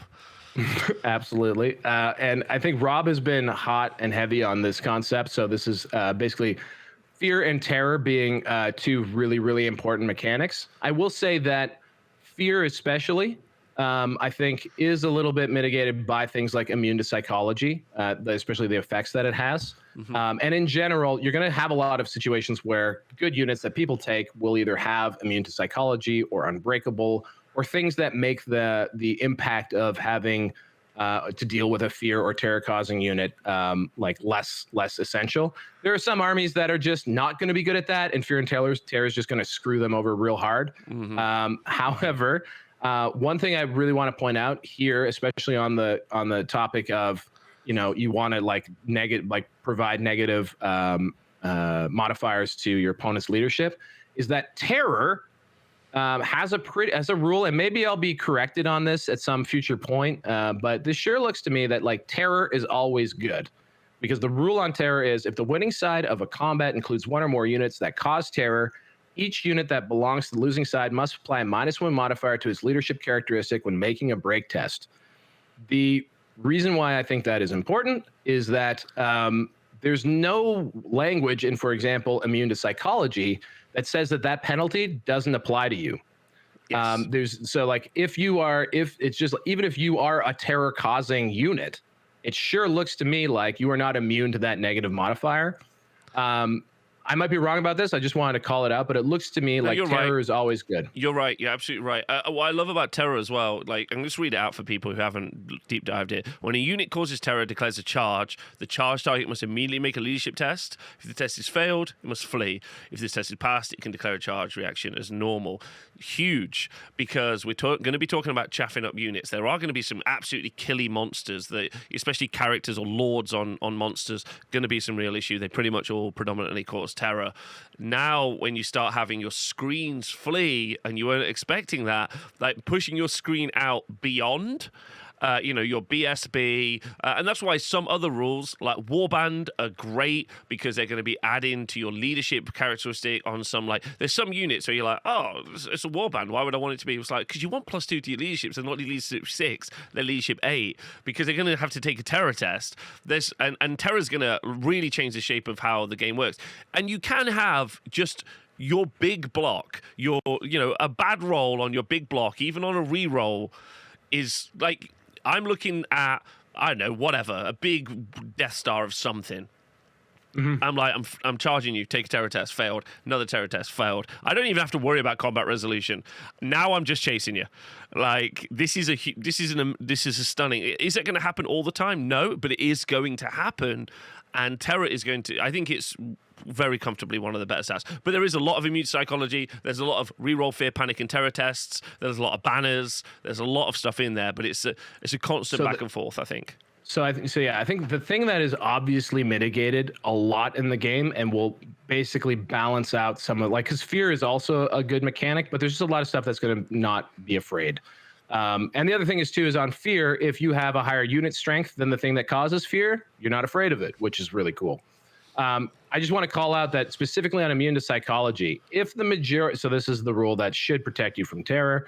If the majority of the models in the unit are immune to psychology, the unit automatically passes any fear, panic, or terror tests it is required to make. However, the majority of the models in the unit that have this special rule, the unit cannot choose to flee as a charge reaction, which is a bit of a problem. Note that the special rule does not make a unit immune to any test made against leadership not stated here.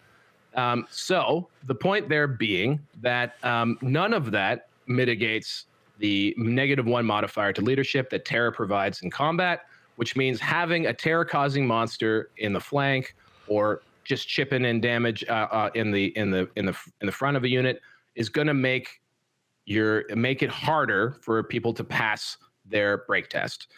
Because it's going to be that -1 modifier to leadership, no matter what, by the looks of it. I haven't seen specific wording that says that, even another terror-causing unit would still be subject to this -1 modifier. Again, this might be just maybe this gets fixed, but it is something to remember that Immunopsych doesn't make you immune to the -1 modifier, as far as I can tell. There's going to be some spicy games. Imagine streaming a game, top table, round 5, terror charge, and that unit's failed, just runs, huge moments, huge moments, and that's terror bombing. That was a big from again 6 ed homies.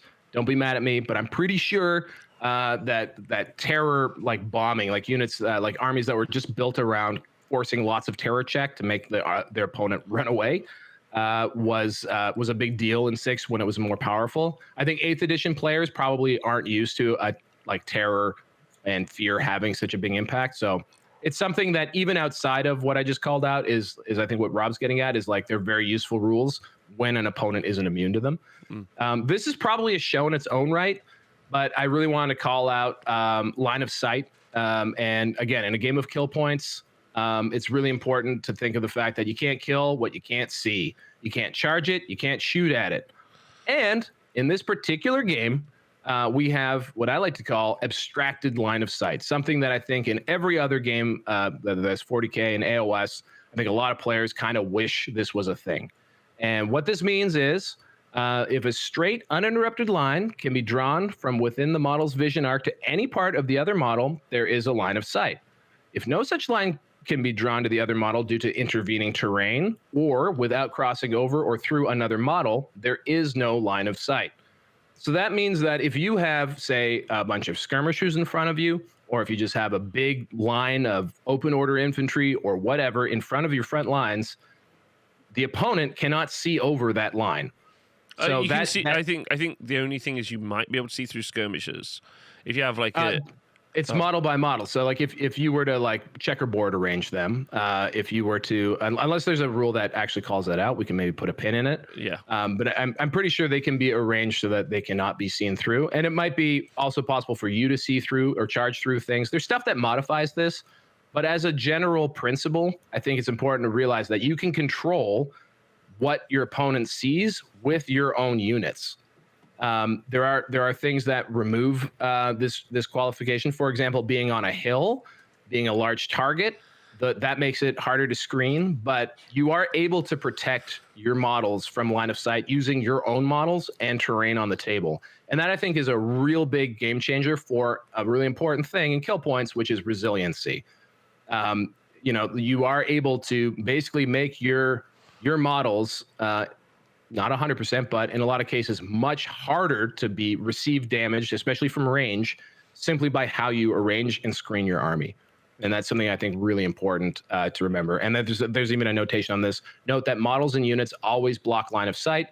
And that's why, for example, normally only the models in the front rank of unit are able to have line of sight if it's a missile troop or whatever. I think this is one of those things that Pete's pointed out for cannons as an example. So like with a cannon, you have to pick a point on the ground. So normally you would look at a monster, you'd say 10 from the back. However, that means that you would be measuring 10 inches from the back and you'd pick that point on the ground. If that point is covered in models, you can't pick that point. Because there's a model on top of it. So there are ways to mitigate cannon fire as well and make it so that it's maybe at least a little bit less effective. Some other stuff as well. I've seen, unfortunately, like a couple of battle reports, and they have played some things wrong, like cannonballs going through multi-wound models as well doesn't happen. There's a bunch of really interesting stuff. So again, movement, board positioning, and understanding how these things interact is going to be very effective in upping your game and decreasing, how much your stuff dies by. And sure, it sounds very techie. And we're going to try and make a load of videos on this stuff and really kind of showcase this. We'll put some models on the board. We'll actually push some stuff around and we'll try to showcase some of these elements. It does also mean, Bud, and I'm sure you've been thinking about this as well, that terrain maps and terrain generally is going to be is going to really matter. I've had a couple of thoughts about that. I'd love to talk to you about that offline at some point, but I've had some thoughts.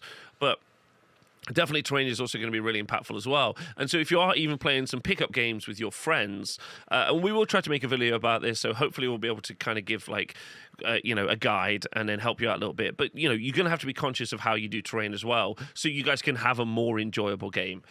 Because I think that's important, because there's event stuff and then there's just people playing games at home. And I think that you can really make it so your games are more enjoyable. You can be more effective. And line of sight is super important. You're right. We should do more of this. In the future. I think the reason calling on line of sight and making this a really, really big deal, again, adds tremendous value to screening units, the guys who are in front of your army, because they're literally able to be a force, like a shield for the guys behind them. Also, there's rules like impetuous. So impetuous is it's a newish rule. It's an annoying one that's shared by a lot of elite units. I can think of Dragon Princes and High Elves, they're elite cavalry. A lot of the elite cavalry has it. And essentially, it used to be if you were frenzied, you would have to do a leadership check. If you failed it, you had to charge if you could. Impetuous is not a leadership check. It's actually just a straight 4-up. Yeah. If you roll the 4 up, you can act normally. You don't have to charge. If you fail it, if you can charge, you have to charge. That means that you have 2 options to mitigate that. One, don't be facing things you don't want to wind up having to charge. So that's one way to control it. However, it's tough to maneuver that. But 2, you can make it so that unit of Dragon Princes has a unit of, say, Fast Cav in front of it that screen their front arc from themselves, so they can't see past the unit in front of them, and therefore, even if they fail their impetuous charge, they don't have a valid charge. They don't have to make one. So like stuff like that, using screening and line of sight and manipulating line of sight through model placement is going to make this really cool, and I'm really excited about it. Just 2 quick notes too: hills and forests are both, if you can consider them, they're like infinitely tall pillars when it comes to blocking line of sight. Even if it's a short hill, if you and your opponent declare it as a hill, if you are on either side of it trying to look across it, you can't see. And if you are on the hill, you are not restricted as much by line of sight. You can see over models and intervening things, but the reverse applies as well. You are very vulnerable when you're on a hill, much like everything's vulnerable to you. I think that's super cool. One last note on terrain, which I think, again, this is just something to start thinking about in your games, because I think a lot of people are still probably going to think, okay, fantasy, just big open field, run at each other. But terrain is going to make things so much more interesting. One other thing would be any difficult or dangerous terrain. If you're charging through it, you go from 2d6, pick the highest, to 2d6, pick the lowest, and you get a -1 to your movement value if you're charging through any dangerous or difficult terrain. So that means that defending dangerous and difficult terrain, again, is going to make you a lot harder to, get engaged with, and makes you a little bit more impervious. So again, probably a whole show on this, but if people are starting to think and wrap their minds around how their game table is going to look, how they're going to build their armies, these are rules that have tremendous impact to exactly how the game plays on the board. Yeah, and I think that takes it from an average of 9 down to an average of 5, and you're also taking 1 off your movement. So basically, a 9 to a 4 is basically what we're talking about in chain ranges, which is a big deal. Right, talking about big deal, because something that was a major issue, and again, this is really interesting, because I think cavalry is going to be something people focus on a lot at the start of the game, and they might be right. But infantry blocks also feel like a core element of building old world armies. But they had a couple of problems, especially in 8th edition. Obviously, magic templates were the bane of the game. They were awful. But also, a good Dreadquake mortar from the very real Chaos Dwarf army, and other such stone-throwing type template weapons were a problem, and could really decimate big bricks. So you really had to ask yourself if you're going to have a big brick. But Bud, you've been doing some deep dive research, some mathonomics. Yeah, you've been doing some trigonometry and some circling the circles and squares. So what is this circle atop the square image that we've got here? For podcast listeners, we've got a nice little image of... and we'll include a link to this deck for people as well. I think that's an easy thing we can do. Sure. I'm sure it's easy. Someone. So on this one, this is basically template weapons probably suck now, especially your old 3-inch template, which is, most rock throwers will have a 3-inch template. And the reason is a classic. It's a classic here, guys. This is a double nerf by G-dubs. So the first nerf is that base sizes have gone up. So the smallest base size in the game is 25 millimeters. And that's a big deal. So like immediately, the base sizes, each model that could fit under a template is now about 20% bigger. Is that right? If it went from 20 to 25, no, 25% bigger if you go from 20 to 25. And then in this example, actually, you have a side-by-side here that's actually like a perfect example. On the left side, we have a block of orc boys on 25 millimeter bases being hit by a 3-inch template. In 8th edition, everything under the template that was touched by it was hit. That meant that on 25 millimeter bases, with a 3-inch template over the unit, 14 hits are generated on this. In the old world example, you now have those same 25 millimeters on 30 millimeter bases, and anything that's touched and not completely covered by the template is only at risk of being hit. That means that they're hit on a 4+. Which means you also have to center, this is interesting, you have to center the template over the middle of the unit before you scatter it. So that means that in this particular case, only one model is guaranteed to be hit, the one that's right underneath the center of the template. Everyone else is at risk to be hit. And if my math is correct, that means that after you roll your 4-ups, you're getting 5-ish hits. So that means you're getting 1/3 of the potential hits that you would have from 8th edition. And it gets worse because of all that stuff that I said about line of sight. A lot of the times, you're probably going to have the line of sight from the mortar or from the rock thrower obscured by intervening targets, and you have to fire using the bombardment rule, or indirectly, I guess, is another way of saying that, which means that template's always going to scatter. It's going to start in the middle, but it's always going to scatter in a given direction away from the center of the unit, which means that you're probably not going to have the entire template over a model in the unit. So template weapons in general sure feel like they ain't going to have the punch, and they're probably more likely going to be used for armies that need a way, like maybe don't have cannons. They're less about being able to hurt bricks of infantry, and they're more about what's under the center of that template, which is true in previous editions too. They've just lost their ability to clear big bricks of infantry in a big way. So yeah, I think this is a really, really good point. I think because those bricks, this also relates to the vortexes as well, the magical vortexes, because we talked about this. So they're 3-inch templates, and the vortex that I don't think they sell it in Old World. They used to sell a magical vortex, but I think it's a 5-inch template. Yeah, those are 5-inch. They're like little. They were for Storm of Magic. I don't know how much they ever got used, but they're cool. But yeah, these are just the 3-incher. Yeah, so 3 inches. So they actually don't take up a lot of the board as well compared to the base sizes. So I think you're absolutely right. This is fascinating. And yeah, those stone throwers maybe are not as effective, which is why we talked about earlier. Probably you're going to want cannons because they're effective in their role if able to do it, versus stone throwers that probably aren't as effective inside their role. Although generally, based on the price, you can even look like if you have a 5, so if you had a unit that was 5 deep, like 5 ranks deep, like 5x5, 25 models, and you shot it with a cannon, you're just as, and it's on 30 millimeters, you're just as likely to kill 5. You're probably more likely to kill 5 guys shooting straight through it than you are dropping a rock on it, because you're only getting 5 hits with the thing, so you got to wound all 5 too. So anyway, it's interesting that like rock throwers, stone throwers, those types of template weapons, I think just the takeaway is it's probably more about like how much damage is it dealing to that middle thing, and it's probably you're trying to drop rocks on big single unit entities like monsters and things like that. The option of dropping it on a unit is not really going to be a very favorable use of your time by the looks of it. I got to say, I'm pro this. I think the idea that I put a bunch of infantry down and a single good, well-aimed mortar just takes them out really detracted from the game. I'm going to say I'm pro this. Does this mean that we don't have a way to deal with, large bricks? I don't know. That we'll see what that comes out in the wash. Also, I'm less likely to. I mean, I never argue with people anyway. I just put the template there and I'd say, how many did I hit? How many did I hit? Yeah, you choose. You choose. That 100%. Way we never have to discuss this. Sure, someone could abuse it, but then I don't want to play that person ever. Do you know what I mean? We gotta. Yeah, absolutely. And we can wrap up. I think I just have a couple quick hitters here. Sorry to rush at the end, but if we go down to charge and stuff. Yeah. We've got one thing that actually I noticed that maybe other people have noticed, but I definitely missed, is that charge reactions. So it used to be that you would declare your charge and then your opponent would declare their charge reaction. You'd resolve that, and then you'd move on to the next charge that you declare.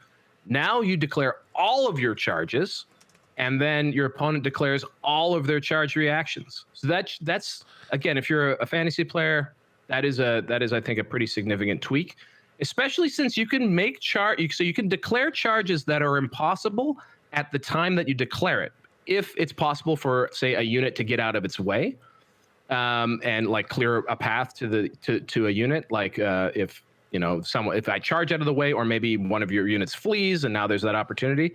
So it's going to be interesting, like the way you declare your charges and the way you do your charge reactions will just be an interesting little metagame.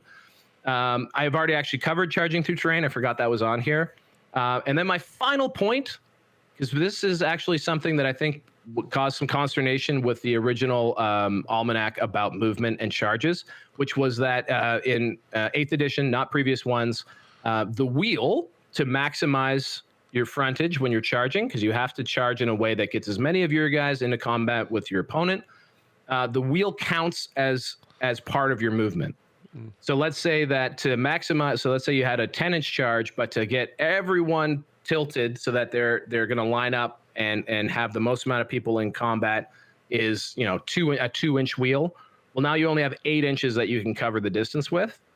So that was going to cause some consternation. However, what's interesting is that maneuvering during a charge, note that a charging unit does not have to complete its wheel if doing so would cause it to make a failed charge. So essentially, the wheel comes from any excess movement that you have, as opposed to, so for example, if you have a 10-inch charge and you're just like kitty corner to them, you can only catch, like, if you charge straight ahead, you would be in base contact with one other model. If you roll a 10 on that 10-inch charge and that's all the movement you have, you can't wheel to try and maximize your frontage at all, then those two guys are the only ones who get into combat. There is no wheel and you don't fail it. Yeah. If that makes any sense. It does. So that, I think, is, again, another important thing to think about, where when maybe you're trying to, of course, everyone who's not in base combat can still lend attacks. They can do supporting attacks. But if it's, say, a big, scary unit of multi-attack monsters with frenzy and all that kind of stuff, mitigating the amount of people who are actually in base-to-base contact with you is a huge deal, because that means now they're losing a ton of attacks because all of the remainder of their attacks are going to be supporting attacks. Yeah, we'll try to make a flow chart for people, because I think, like, so some of the things I'm doing for some of my overview stuff is that there are rules in several different places for some things that don't really need to be in several different places, even though there are USRs. So I think putting some of that stuff condensed into single pages or a couple of pages for people, something we at Square Bast will try very hard to do in the future, and then and put that all together for everyone. This is a great little overview, though, Bud.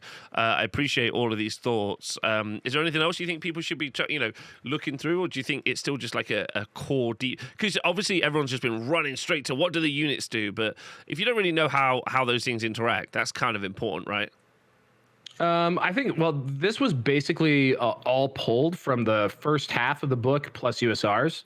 So things like formations, the various unit type rules. So like the difference between heavy cavalry and light cavalry, and all those sort of unique things. They're all going to have really interesting things to tease out of them. So maybe we do another one of these after we hit up Magic. Magic in general too is going to have a lot of interesting and important nuances. Doing that today. Yeah. So I think, like, one big thing about Magic that Pete the Falcon pointed out to me in a chat was that, like, a hex or an enchantment cannot be cast on a unit that's engaged in combat. So apart from ones that can, like, yes. Okay, apart from ones that can, but like Itchy Nuisance, for example, which is a really great debuff that the goblins have, that I was really, really excited for. I'm pretty sure that once a unit is in combat, you can't cast it again. So like there's lots of stuff where, and also casters can't cast if they march. Casters, require, like, for magic missiles, require line of sight. Anyway, there's all kinds of good nuances there that will definitely change the power level of something that you see. One thing I don't know if you know this yet, or if anyone in the chat knows, but is there a limit on the number of magical vortexes I can do? Because if not, I have a plan. I think that the limit would be how many magical vortexes you have to cast. So my first question would be, how many magical vortex signature spells are there? Because if there are magical vortex signature spells out there, then you could just fill the board with magical vortexes. Yeah, okay. I think that's fun because again, a couple of caster bunkers. The way Magic works now, I think interestingly, they've increased how much you're likely to see very caster heavy armies. But while they'll be effective, they won't be as singular as a Purple Sun. There'll be a lot more things happening from a lot more places. I desperately want to deep dive what a 2d6 fireball or some sort of magic missile.